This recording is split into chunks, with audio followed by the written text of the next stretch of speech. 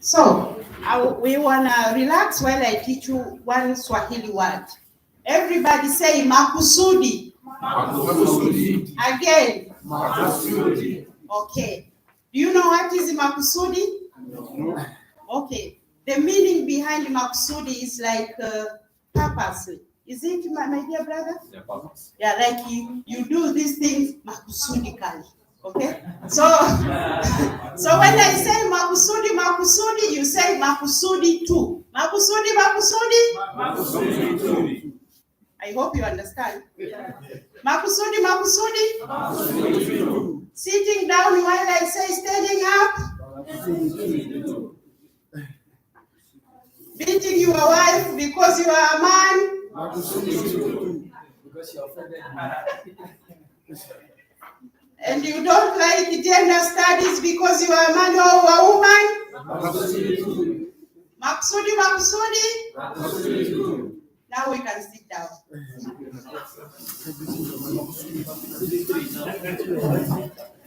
Thank you very much for your participation in this makusudi. In Kiswahili, people laugh a lot. Okay, so we were in our groups from group 1 to group 4. And while groups are going on, I saw a bit of the groups also were gendered. Some groups were missing women. Some groups had a big number of women. And some groups, they really needed to hear the voice of women in this discussion. How did it happen while we took numbers? So that it could be a lesson while we are trying to understand gender. You see that? Okay, now let us start presentation from each group. We start with group 4. Group 4. Karibu. No, you can use. Yes, please. Yes, because it is.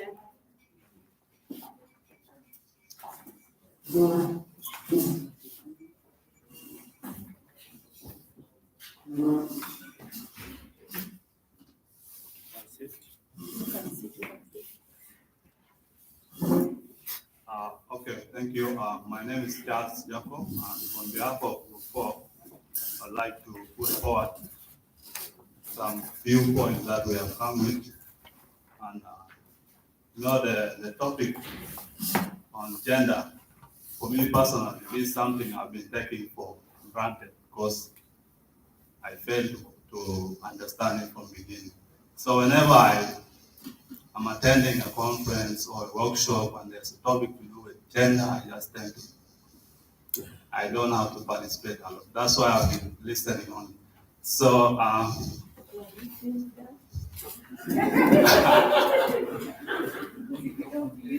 so I'm very glad that I've been chosen to present a few things on gender. So what we have come with is there's a need for us to educate men on what gender is. Because in South Sudan, when you say gender, we just tend to put it as these are female things and then let them discuss it there. This is what many South Sudanese men are actually. When you say gender, we tend to relate it to female. But then there's a need for education for men to understand and to conceptualize what gender is in order for them to be able to contribute to gender in peace and research. This one. And then number 2, also the law should protect like those who are, there are people who cannot identify themselves as male or female. So in South Sudan, these are mostly people who have been subjugated. You cannot find them anywhere. Whenever you heard of, we have only 2 identities, male and female, but then there are people who may not be related to us to male and female.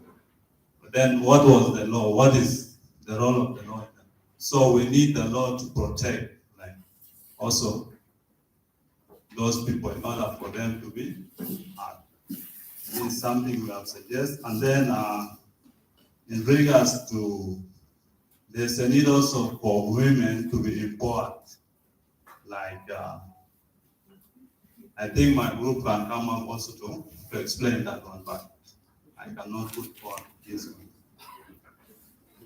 And then in research, we also talk about feminism, like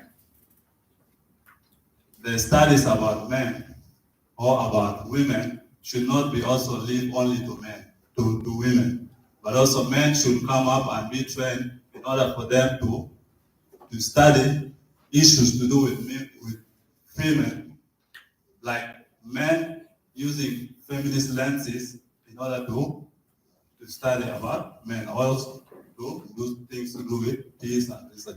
So these are some of the suggestions, but as I told you before, topic to do with gender is something I've been taking for granted. So, but I need also to be empowered in order for me to empower some of them.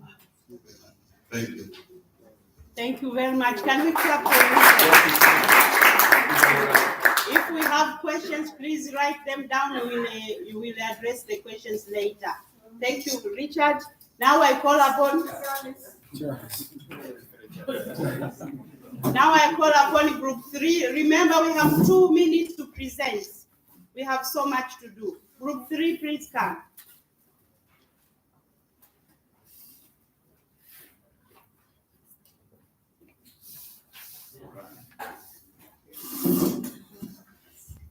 Thank you so much for this opportunity. Just for the sake of time, I think I have to go direct to what we have come out with. There is a lot of discussion we have been discussed as a group. It's a team of I think 6 people. And we looked at actually peace studies as something that is neutral, and it didn't include a lot of gender issues or maybe gender discussion into it. And then the perspective that people have towards gender, that whenever people talk of gender, people look at women.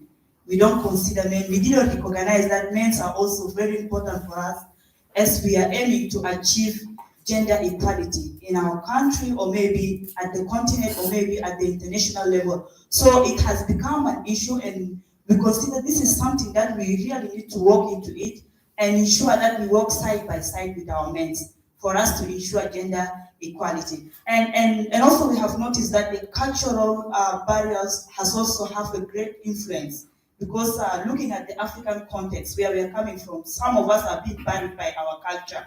As a woman, you are not supposed to stand or maybe to sit in front of men and try to raise out your voices, or maybe try to discuss on issues that are affecting communities, because the belief is that everything happening in the community is about men discussing those issues. So we also need to empower both men and women, because if we really need to realize gender equality, there is a need for us to empower both men and women. There is also some of the examples that we try to look into it, like coming at the family setting up, and this one is being given by one of the examples from people from South Sudan. We have seen that in some places, if we are to organize such gathering, it's actually rare for a woman to speak up, because like the environment is not favoring, or the environment is not that conducive for them, and because of the culture, they just feel like, how can I talk in front of maybe a man?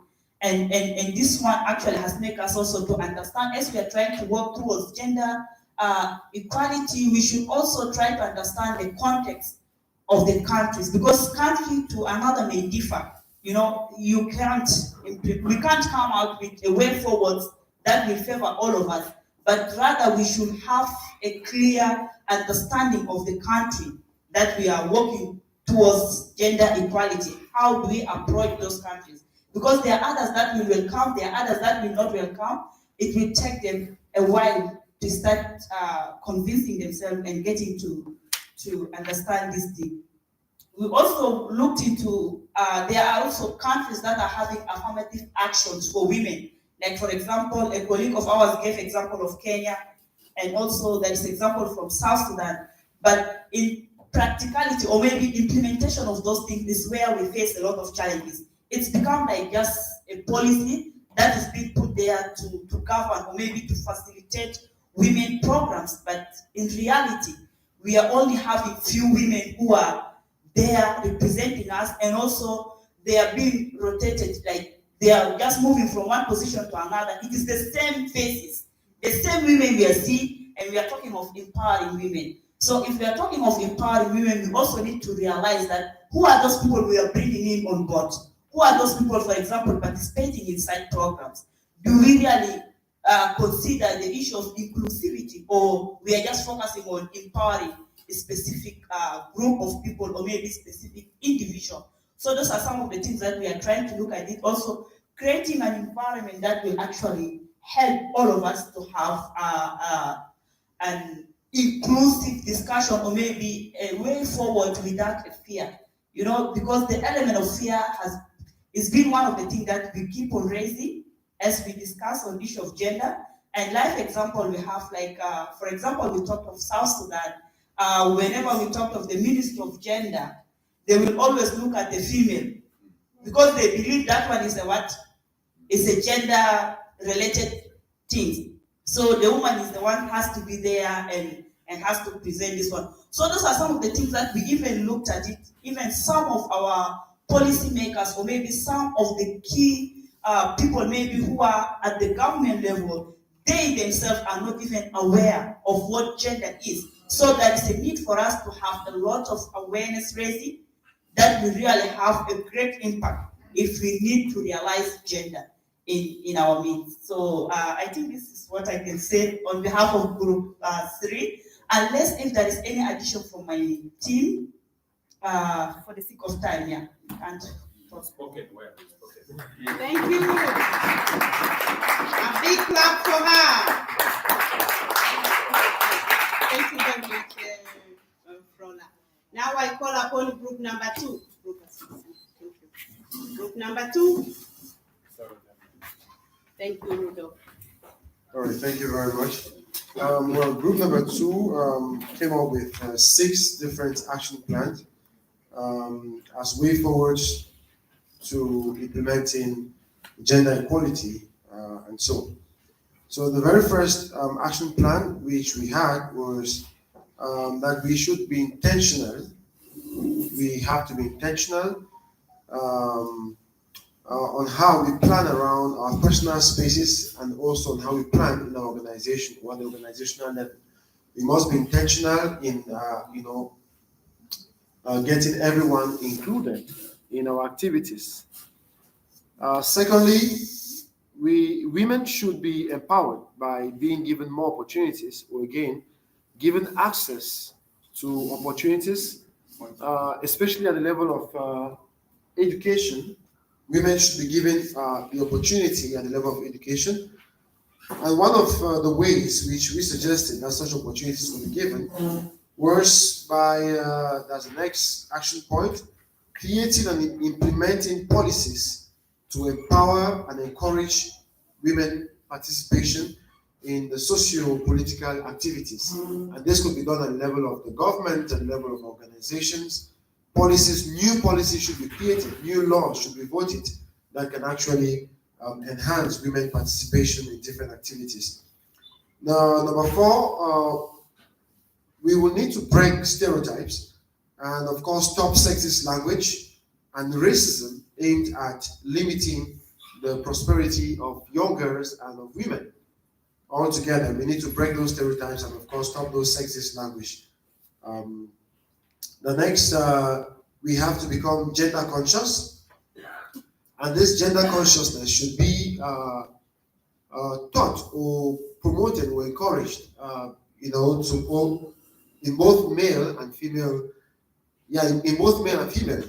Both male and female have to understand what gender is all about, and so that maybe the woman is not over-empowered, or the man at some point becomes under-empowered and something so. So both the male and female have to become very conscious of the state of gender equality and understand what it actually entails, so that nobody is marginalized at any point in time. And lastly, men should acknowledge the fact that from the onset it has been a system of privileges for men. Just like it is sometimes alleged that the whites had all the privileges from the very onset over the blacks, or the West had privileges over Africa, men should also acknowledge that they've had a lot of privileges, and it's also time for the women to shine. Thank you very much, Soludo. Okay, now we call upon group 1. 2 minutes.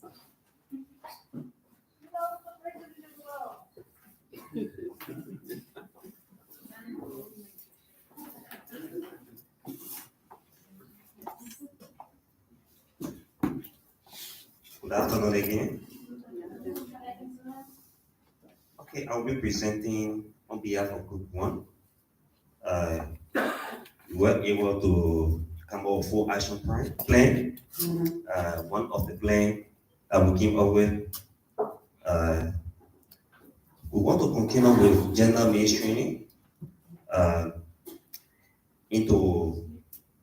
in having peace and research at all levels based on international or national. This mainstreaming is strategized a policy that will improve gender-based violence into our society. And the second action plan is inclusion, to have a strategy of engaging men and boys, leave no one behind. Because we observe that whenever you leave men behind, there are bad things to happen because they are not educated to gender issue. So you have to include men into gender issue.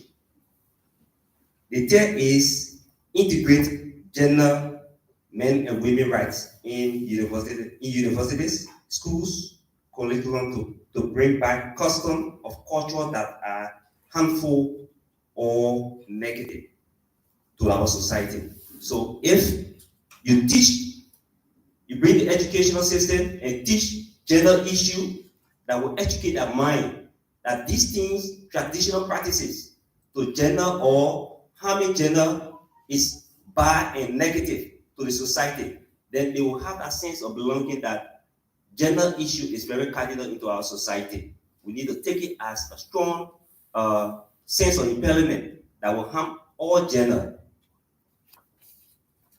Number 4, we have integrated gender.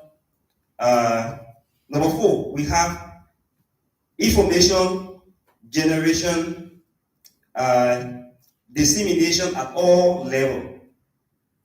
So in this sense, we'll have training of workshop to conduct training. We'll also have information, education, communication material that will be shared in the communities to educate their minds. Then we'll also have radio talk show, awareness raising. So these are things that we came up with that will educate more people to have a sense that gender issue is very much cardinal in our society. So on this note, I will stop there. If anybody want to add up to our group, you can just. Thank you very much. 2 minutes have passed. Can we clap for him? Very good. Thank you very much. You know, all this from group 1 to group 4, you summarized what I prepared. And actually, you informed me of what I feared. My brother there near Dr. Angelina, Richard Nawe. Now I got the name. Yeah, Charles. This ex-boyfriend should get out of my head. Now, Charles, remember Charles' presentation, eh? Charles, he said he don't understand what is gender. Whenever he goes to these conferences, presentation, whatever, he doesn't understand. And he definitely disappears in that room. He's there, but he's not there. So how many chairs are there? How many chairs do we have them in our conferences? Whenever the subject of gender comes in, they don't understand. So I feared that. So before I come with this short presentation, I said, let us go to groups. Let us talk. Let us discuss. Let us get knowledge. And importantly, let us get to know each other closely. Look the way we are sitting. In groups, I went and I saw this interaction. So that is very good. That's what I got from the group number 4, that some of us, we don't understand. And this is the truth. And this is the problem. If we want to have gender equality, if we want justice, equity, we will not reach there if, first of all, we are ignorant. Men, women, young boys, young girls, we are ignorant about gender. And also, from group 4, we heard about laws. They are talking about the policies, legal system, to understand that gender is also important to all the population in our countries. And also they talk about women empowerment, which has been repeated by group 1 also. Now group 3, they are coming with that gender is neutral, and so is management, and so is other stuff in our community. And also they talk about the cultural barriers, which is still also in my presentation. We talk about perception of gender, that whenever you hear about gender, it's something to do with women. And that is another mistake we are making.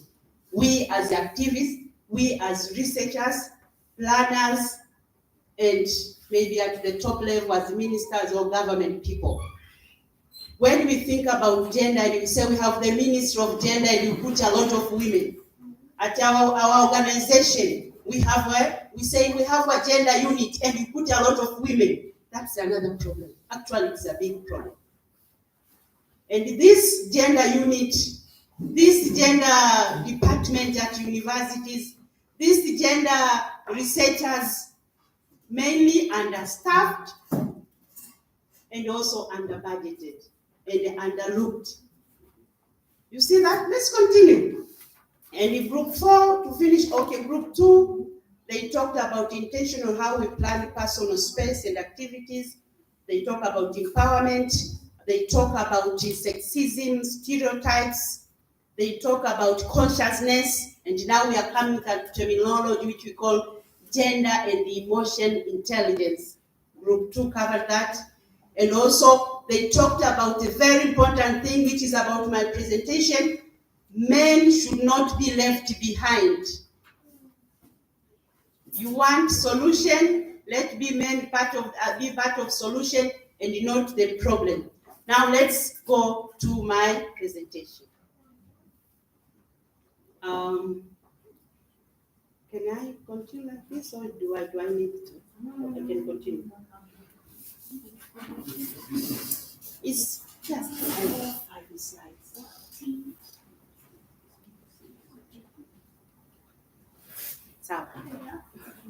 So, first of all, I want to talk about gender transformative approaches to peace. Now, before we go to that, people of all genders, men, women, boys, girls, non-binary. Today we got the new terminology, non-binary. Did we get that? I don't know what non-binary is. We'll come to that. They are all affected differently by conflict, violence, and instability, even by peace. It affects us differently. Now I hear that let's talk now about gender. Let us understand what is gender for some people, for some friends and brothers to understand what is it. Gender, to summarize it, is the product of society, is the product of culture. It comes from the culture of that particular space, of that particular environment. Let's use the example here. The gender relationship between men and women in Tanzania, it could be quite a little bit different with South Sudan, because the culture of Tanzania and South Sudan differs. Are we together, everybody, from there? Yeah. So, gender and sex, they are two different things. Sex has got to do with the biology, the way you were created. In other areas where I go, they say sex is God creation, the way you were created. It's something to do with God. And gender is something to do with the culture you are born into. even if the culture you move into, because now people move. And we can give one example between sex and gender. There are gender roles and sex roles. Gender roles is because we say it's something from the culture. So from culture, we expect women to cook, women to do domestic roles, and men are like the breadwinner. They go to work, they bring the food at home, they are decision makers. You understand that? That is gender roles in different cultures. Now, sex roles is like women give birth, women breastfeed. That are sex roles, biological roles. Since it is streaming, I don't want to use some examples here, but the other example is being asked here, like not here. Like if in order to, for example, to take care of your child, at the baby at home, maybe the child is 2, 3 years old, or maybe 1 year old, your wife is working, or maybe you are both at home. As a man, do you need breast in order to take care of that baby? These are the questions which are being posed. Do you need that? To take care of the sick at home, because care work is being regarded as women's role. To take care of the sick. Do you need to put maybe to do hair like Irene, to be a woman, to be feminine, so that you can take care of the sick? No. To take care of the sick, you need your mentality, you need yourself, you need maybe medicine to take the person to the hospital. You see, those are gender roles. That means every one of us can do that. So that's a little bit about gender. So why gender is an important aspect in peace building? As I said, all of us, whenever there are conflict, we are affected differently. As a woman, maybe I'll be raped. Maybe I will not get sexual reproductive health facilities after that rape. I needed to access that facilities or resources. It will not be possible to me. And also men, young boys, they are being taken to the wars. So we all suffer. So we should understand that when we are researchers and activities in this aspect of peace. So men, women, boys, girls, non-binary, all suffer when there is no peace and during peace process. So gender is an important aspect in peace because it offers equitable participation of all genders in building peace, although it is often perceived as an issue of secondary importance. We don't give it that much importance. You heard it yourself from this presentation. So if we wanted to give much effort in peace, we should take gender as an aspect, as an important aspect, so that we include all the people. Now we want to talk about gender transformative action. What is it? From our presentation from different groups, we have heard about engagement of men. And from other discussion, if you go in other discussion when people are talking about gender, men sometimes they perceive themselves as, so we are the enemy. Women, they want to take powers. They want to be on top of us. So with the gender transformative approaches, it is engagement of all, men, women, girls, boys, and also non-binary, to come to discuss, to come to understand. First of all, how are we affected by the violent conflicts? When our leaders, they sit down to shake hands, they say shake hands with the devil or shake hands with your enemy in order to bring peace, at that peace discussions, are these groups, the diversity, the minorities, the women, the physical challenged people, are they involved? Are their ideas, perceptions included?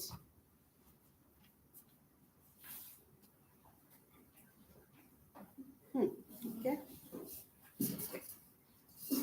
So gender transformative requires a process in which we slowly move from gender awareness. Now we know what is gender. And for those who don't know, we'll come to know about it. Then we become gender sensitive. We understand. And then also we respond to the gender needs. Now, what are the gender needs? Gender needs there are two types of gender needs. We have practical gender needs, and also we have strategic gender needs. Practical gender needs are immediate needs, like the basic needs that every human being needs, but different from men and women.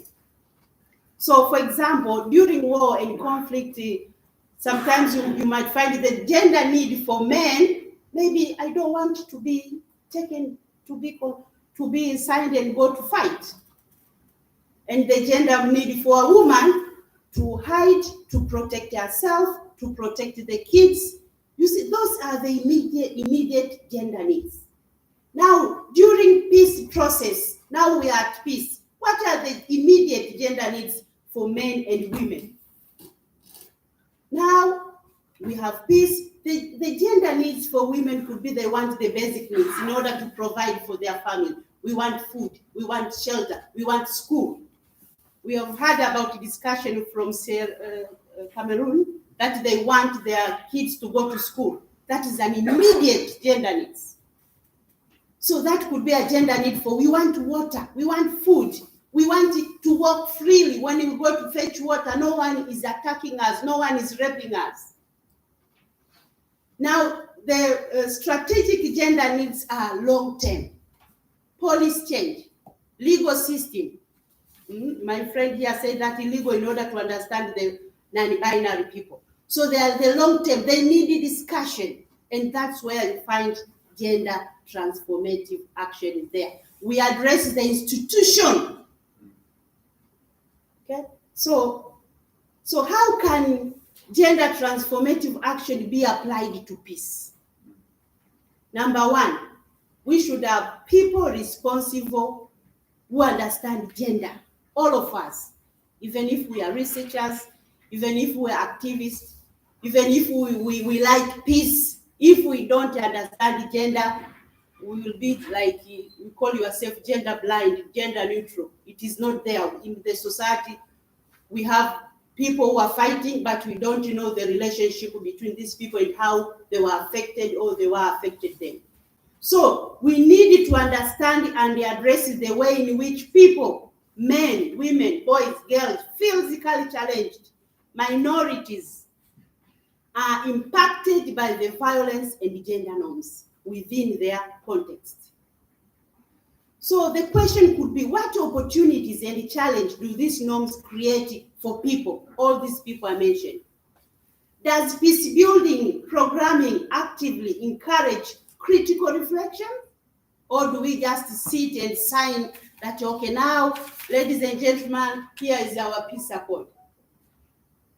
Before we go there, we really need these reflections, questioning, and challenging the gender discrimination which we suffered during the war. If we don't address that, even if we have peace, and yesterday my friend presented here, that's what we have, negative peace. Because the guys who raped you, you see them in the street. The guys who killed all your village are the ones who are, you see, they are there. You meet with them and they look at you, or like so you survived. Are we together? Okay. And also we needed to understand the diversity. We as human beings, there are diversity.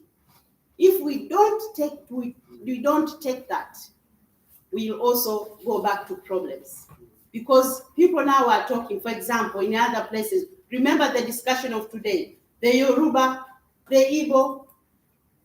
If we don't understand the diversity, if we don't include people, people will feel like they're excluded and they want to have their autonomy, to have their country, and that's another problem erupt. So diversity now is a major important issue, also we should be included. Challenge the system, another issue now, challenge the system.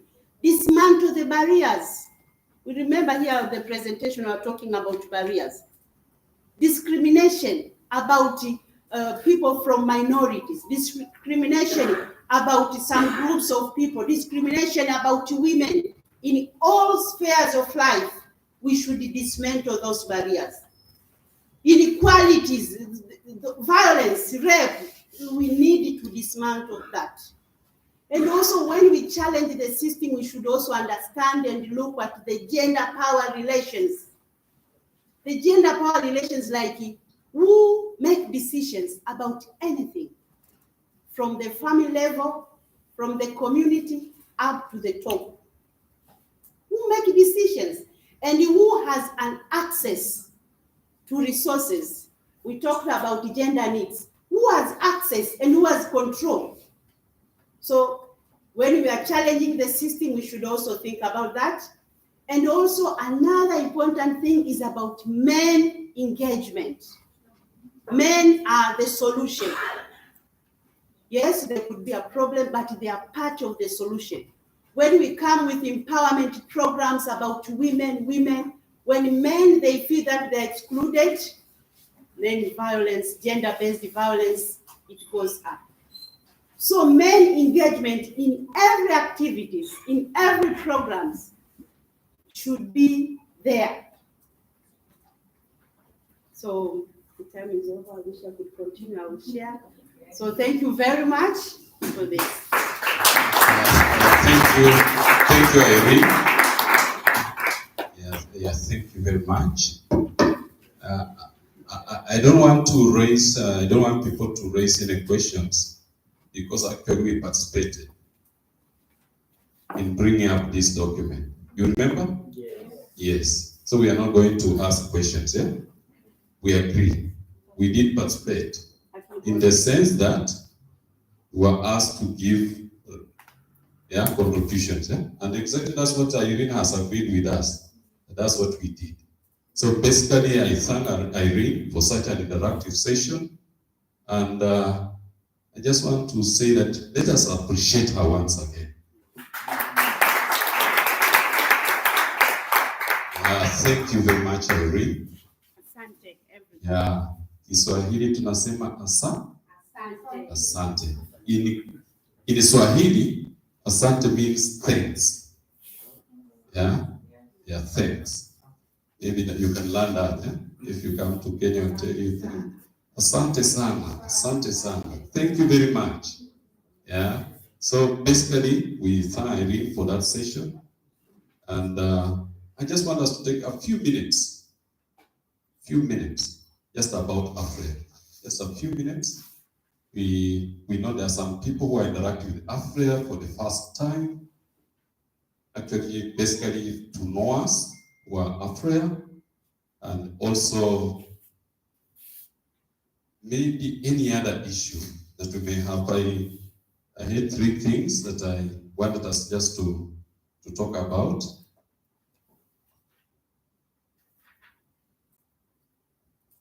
The membership, officials, and basically the accomplishment.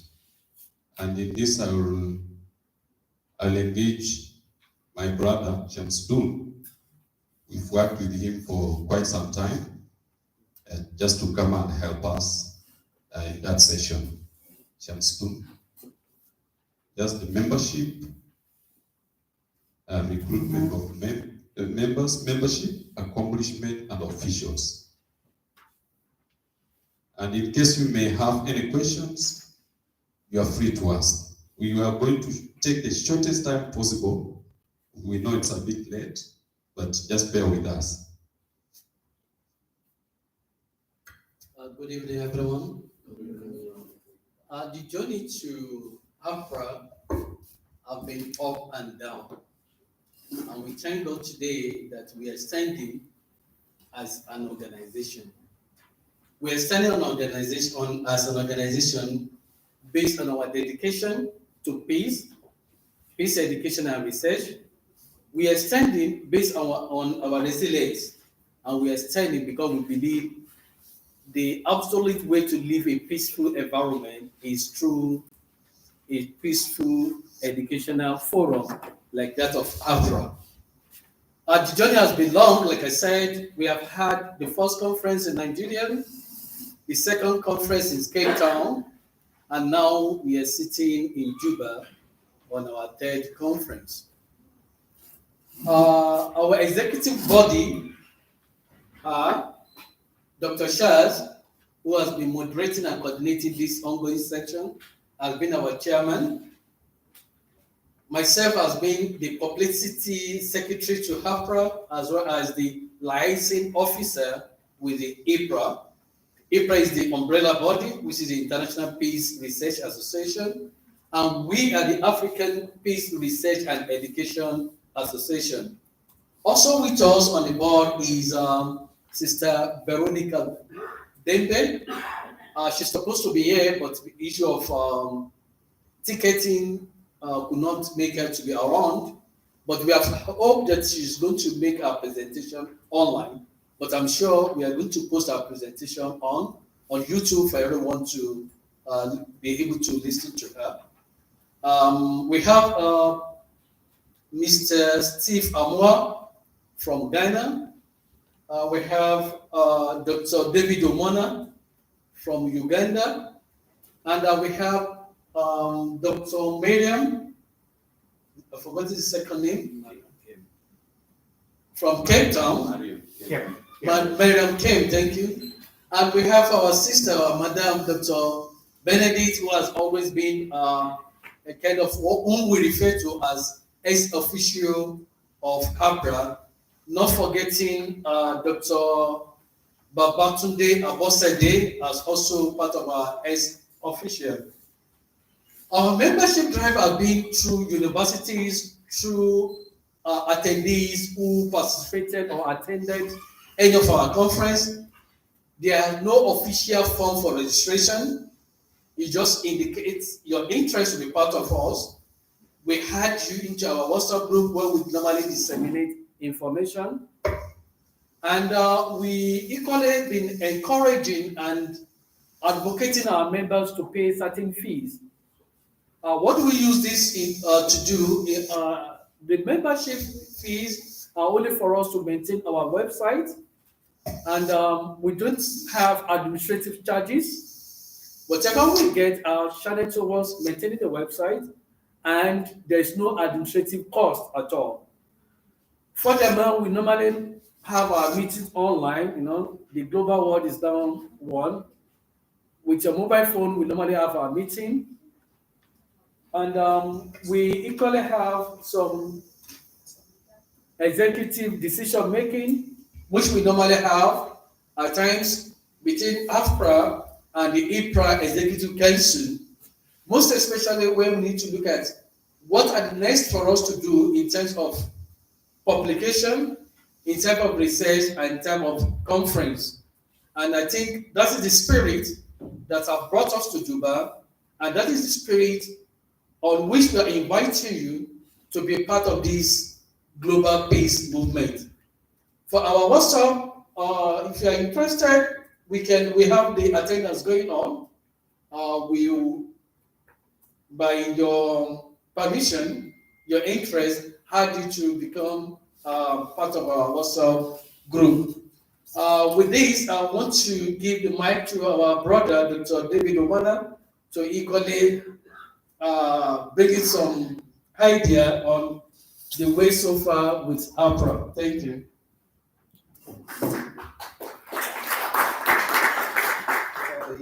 Yes, thank you, Charles Samsudi.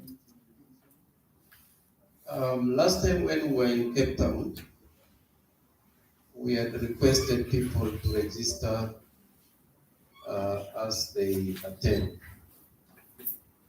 But we realized that even when we informed people earlier on, not many went with the money. And therefore, we quietly postponed the payment then. And I think even this time, it was not round early. for people to pay as they come to attend this conference. Now, our prayer is that even as you go, put it at the back of your mind so that we see how to meet some of the costs for this, our undertaking ourselves. And you never know, maybe with time when the membership fee grows, our prayer can also sponsor somebody for another conference. Either sponsor one person to go for IPRA conference, or sponsor somebody to go for either the Asian conference or the European conference or something like that, or maybe another prayer conference. So we hope maybe as we plan to go to the IPRA conference in Trinidad and Tobago next year, you plan also something for prayer, so that we get something, we start thinking about it early. And as we go and pay the subscription for IPRA, we reserve something also for prayer. Because we are planning an prayer meeting. We have started drumming, beating the drum. We need to start getting prepared early, so that when that time comes, we don't start saying, you see, when people are not seeing anything. So our request goes with you, but if you have something now, if you feel you can, you see some speed. But if something is not there, prepare for Trinidad and Tobago conference of IPRA. And or when you come next time for a prayer meeting, you can, I can see the hand up there. There are people who are new, yes, we would have loved to join, but then we don't know what else is required. We're talking about preparing how much and when. Yeah, preparing $50 for members. Per week, per day? No, per year. I mean, in 2 years. Actually, let me just clarify that. Yeah? We had said 50, and then by the help of IPRA, they say we do 30. It's actually something that is good. It's annually. That's annually. We are trying to set up a website. Maybe you can interact with it and get to know us. Actually, we had decided 50, but because of the help of IPRA, we have been able to take it to 30. That's what my brother is saying there. And basically, that's the website. You can interact with it. IPRA, just go to membership. How to become a member. There is a form that you are able to fill. You ask that question, yeah? Actually, it's there. It's a form you can fill, and then you can send us that 30. What we are doing now is the payment is being done to IPRA, our parent organization. So in case you do that form, IPRA has been an umbrella body for us, and we've been working so well. You still have a question? Yeah, I'm a little bit confused because David was saying last time it wasn't announced, and right now he has announced so that people can prepare ahead of time. You are saying the website is already there, and there's a form that people can fill and maybe pay. So you need to tell us when is this payment sort of things starting? No, I did. Starting immediately. And for instance, how in South Sudan, I mean, payment online may be a bit tricky. Yes. Because we know our website and everything. I mean, our system. So how do we go about that? And maybe if I want, for instance, to be enrolled right now, then is it often or when is it like when? David, can I answer that one? David? I did say January that if somebody is ready, he can or she can. But if somebody is not ready now, that's when I said prepare. Okay, David, maybe I want to loop in our parent organization on the payment because they do it for us, yeah? And basically before I do that, or I get so many questions before we respond, because I can see some, yeah. Yes. For all their laudable efforts. I just have an observation. You put third Accra conference. Why is it third? Because give the impression. Speak into the microphone. The third Accra conference. I'm asking why did you put third? Because there have been various conferences before. So by saying third, you are giving the impression that Accra, so there are 3 conferences. Yeah. Since its establishment. I'd like to speak to both of. I don't really need a mic, but I'd like to speak. Yeah. I'm just going to speak in my New York voice. I'd like to speak to both of those questions because I think they're really good questions, and the answers might be complicated. David, I'm so sorry to present this news to you and all of you. But really, as much as we have worked very hard over decades and over years to manage IPRA as professionally as possible, one thing we're lacking in, and I think we do many things very well, is we don't get a lot more people to pay their membership dues. They don't. And to be honest, though IPRA can look and is in fact a fairly powerful international organization when we come together at the United Nations level in New York, or at our global conferences, when you look at the history and the influence we've had in the discipline and in the fields intellectually and as researchers, immense. But one of the interesting things, and I consider it a point of pride, but it's also curiosity, is that from our founding, we have struggled, we have asserted that building a significant infrastructure was not a priority. So we have less of an infrastructure than IPRA. We have less, and I say this because my brother knows intimately how small the E4 headquarters and infrastructure is, and IPRA's is even smaller. But we get a huge amount done because of both volunteerism and because of the way in which we have structured in very decentralized ways our work. So even though David gave a very correct and accurate report, the truth is that IPRA doesn't do much better in terms of membership. Now, another reason for that, which is also good news, and I haven't forgotten your question, we're going to get to that in a second. Another reason for that is because by being deeply decentralized and actually international, in other words, most of the work done regarding IPRA has nothing to do with IPRA.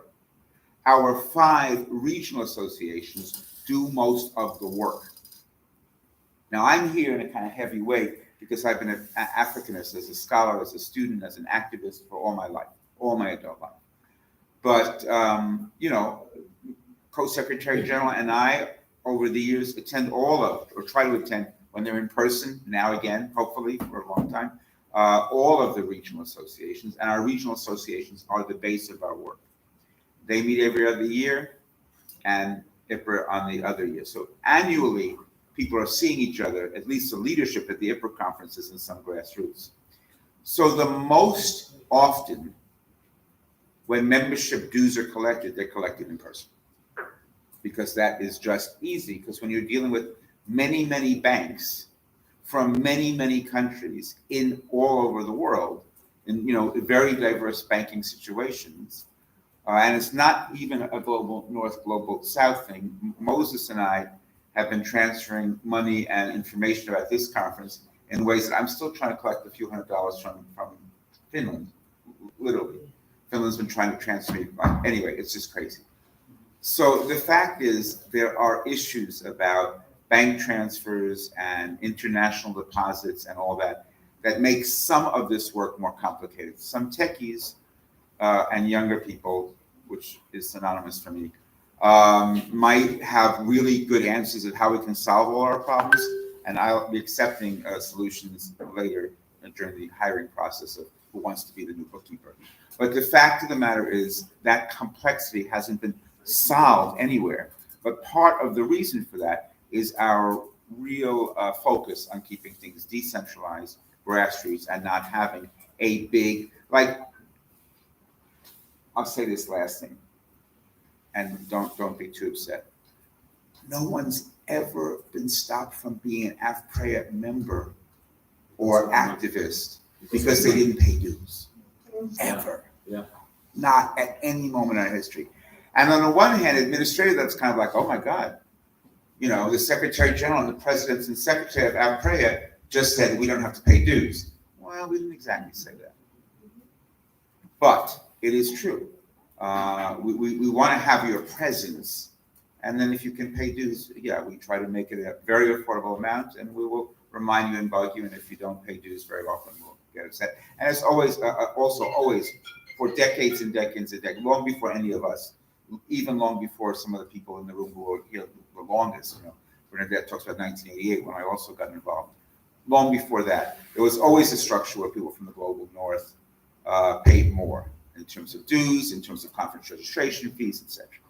We knew we were going to make this conference essentially registration free, except for people from the global north who wanted to give solidarity donations to help make the thing happen.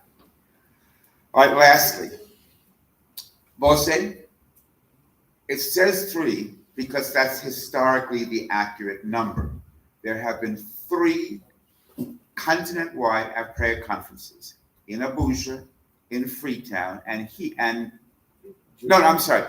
Abuja, in Cape Town, and here, as Charles said. What BOSE is talking about, though, is significant because unlike E4, unlike War Resistance International, unlike so many of the international, even International Peace Bureau, IPRA has been holding conferences, global conferences, not Africa conferences, global conferences on the continent since the 1980s. The first one being in Durban, in South Africa, one being in Freetown, in Sierra Leone, and others. So, in fact, though later this week will be E4's first in its 100+ years history on the continent, War Resistance International had the first in their 98-year history in 2014. IPRA's been having these for a long time. IPRA was the first organization of all of these international peace and nonviolence federations to elect an African as Secretary General, Ibrahim Shur of Sierra Leone. So I'm very proud of that history and that African centeredness and openness to African leadership is not just been an AFPREA thing, it's been an IPRA thing. And that's what BOSE is talking about. Thank you. Yeah, thank you, Matt, for that clarification. It was just adding a voice to maybe to bring more clarification on it.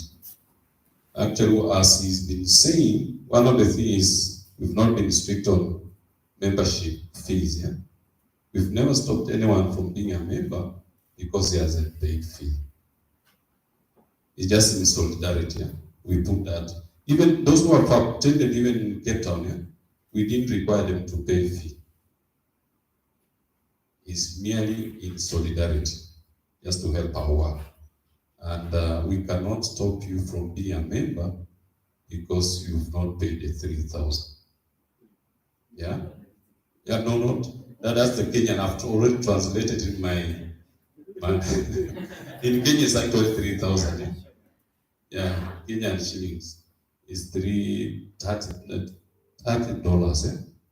which is basically in Kenya is 3,000. So we don't stop somebody because of that fee. We understand the situation. Am I answering something? Yeah, but I don't think we are complaining about payment. What we're trying to know is, and I do believe, payment of membership fee is good because number one, it shows a sense of commitment, but also it shows a sense of belonging. You know, when you belong somewhere, you want to nurture something because you really want to see it going up. Even though I do appreciate that USD can't do much. Yes. But the fact that this is our own institution, our own association, our own thing that is actually designed to bring us together in terms of communication, in terms of growth and everything else, I think we should be there to do something that makes us to be more responsive in the way we run things. But again, this is my suggestion again.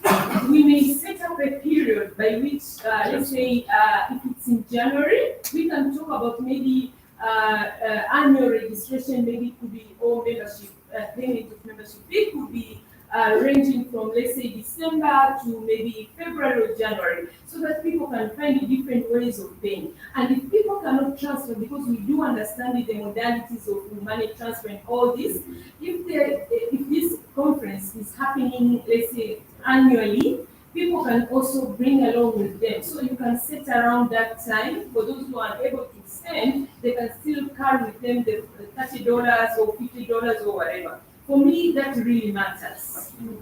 Yeah. Yeah. Thank you for that. Yeah. What you are saying is that sense of ownership. It's your baby. Yeah, you need to grow it. Yeah. You know, as you are talking, yeah, I agree with you. Many times, yeah, because our people are not paying up, we go to IPRA. And then it's a bit shameful. Yeah? Because you see, you are not paying up, we go to IPRA, you say, now, you have to do this. You have to help us here and there. But for us to be more responsible, actually 3,000 we can raise, yeah, as Africa. The membership, that's not, the Kenyan 3,000, sorry for that. The $30, yeah, we can raise that. We can make even in phases, if there are some students who feel they cannot raise it at once, so that we feel we are responsible for this. And also another thing I want to raise is, we are going to make very important decisions in Trinidad and Tobago next year about Africa. So basically, as you come as a member, you are bona fide, yeah, to be part of those decision-making organs of Africa. Just from the time you just become a member, basically. So we are going to make very important decisions concerning Africa in that conference. So our appeal is that you become part of us. We don't want to lose anyone, that as we finish this conference, we forget about you. That's not what we want. We want to carry along and have a vibrant, more focused organization. Yeah, any more? Are we agreeing on that?